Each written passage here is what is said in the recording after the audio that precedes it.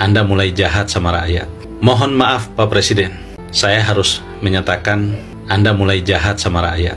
APBN dialihkan ke Dana Tara hanya untuk membiayai proyek hilirisasi sebanyak 21 kurang lebih, yang nilai anggaran yang diperlukan di atas 400 triliun lebih, mulai dari hilirisasi gas, besi, nikel dan lain-lain, dan itu Anda prioritaskan. Sementara CASN dan P3K Anda undurkan pengangkatannya di tahun 2025 dan 2026. APBN Anda gunakan untuk membiayai proyek-proyek strategis. Mohon maaf, sekali lagi saya katakan, yang menguntungkan pejabat-pejabat yang ada di lingkungan sekitar dan kebijakan yang dibuat oleh mereka. Menguntungkan mereka. Bisa jadi Anda pun diuntungkan Pak Presiden.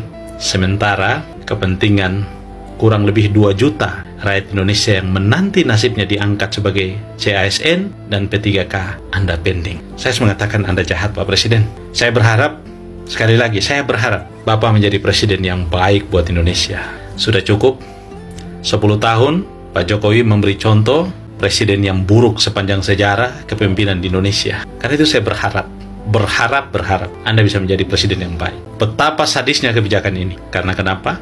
Skema pembiayaan Dana Tara yang semula uang rakyat, uang APBN, sudah tidak lagi menjadi uang APBN dan Anda gunakan untuk membiayai hilirisasi. Semestinya Pak Presiden, proyek hilirisasi ini gunakan saja skema pembiayaan swasta dan libatkan investasi asing. Biarkan APBN bekerja dan membiayai kepentingan rakyat, Pak Presiden. Kita tidak mendesak kok. Gas, besi dan lain-lain itu tidak mendesak, tidak menyentuh kebutuhan rakyat Pak Presiden. Yang mendesak itu lapangan kerja Pak Presiden. Yang mendesak itu makan hari-hari Pak Presiden.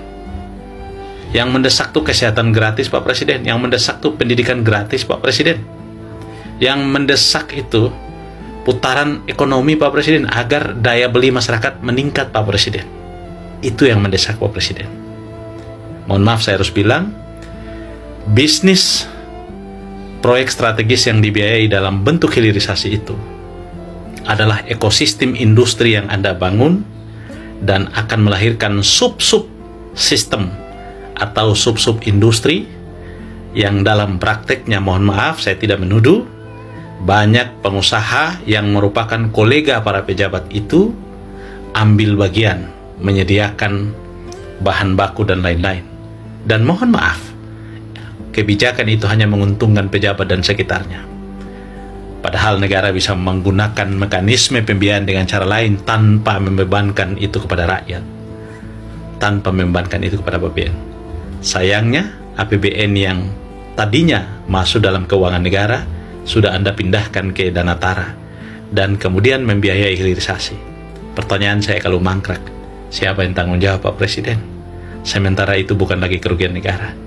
Disinilah yang saya katakan kejahatan kebijakan.